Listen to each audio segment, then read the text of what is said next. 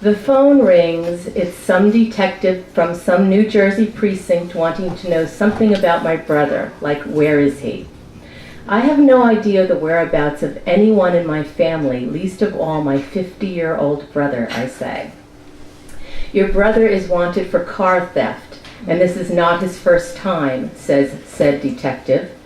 Skipping the trivial details, I demand, how do you know it's not his first time? When and where are the convictions? The shameless counters, but I quickly add, no convictions, no first time. I then duly inform this young shoefly that I myself had once worked as a private eye together with the FBI and the New York City police on a massive drug case. He backs off, becomes friendlier, less sensational.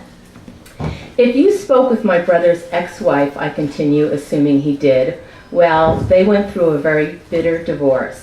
Spell your full name, I say, taking complete control of the call, and give me the station number where I can reach you. I'll call my brother and then call you back. Between dicks such as us, I figure, why not extend this courtesy? I'm quite sure it's all some kind of big mistake. I reach my brother on his cell. As usual, we exchange small talk, and when I tell him that some Garden State gumshoe is looking for a car he rented, he sounds confused. The rental car? I returned it to the lot. I call Flatfoot back, mostly to verify that he's a real detective who works at an actual precinct, which he does.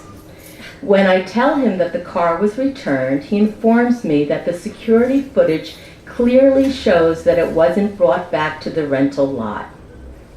I phone my brother, and without a whiff of wrongdoing, he assures me, well, I did return it, but I can't talk now because I'm driving. I'll ring you later.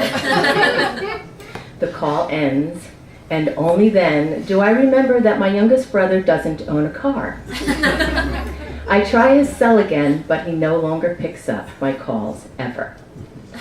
The investigator continues to phone me on a near daily basis. I press upon him that my brother is no longer talking to me, but this bloodhound is on the scent. I know what he's thinking. It's a family affair, a large car thieving ring spanning at least 2 states, maybe more. He tells me that he's spoken to my 85-year-old mother. I already know this because I'm one step ahead of him, having spoken with her earlier myself. Her theory, despite the fact that I've verified the precinct and the agent's assignment, is that this police officer is actually someone posing as a police officer. Why would anyone do that, I ask my mother. For fun, she says. People don't have very much to do these days. And then she tells me that this brother of mine, her youngest son, left days before in a rented car to go to the airport, and that perhaps the car is at the airport. I phoned the detective, not to work with him per se, but to use this new bit of information as a way of prying out of him what he knows. Apparently, he checked the airport and the car is nowhere. Then I remember asking my brother for his flight information and how he smoothly skirted the question without even mentioning the name of the airline. He only said that he was going to California to live in an airplane hangar that has no address. I searched the internet and discovered that stealing rental cars is a thing, and it happens quite frequently. Rental cars are fairly easy to get, and once pinched, complicated to recover, mostly because police departments don't have the time or manpower to pursue such cases. I conclude that my brother just swiped a car, and that said car is long gone.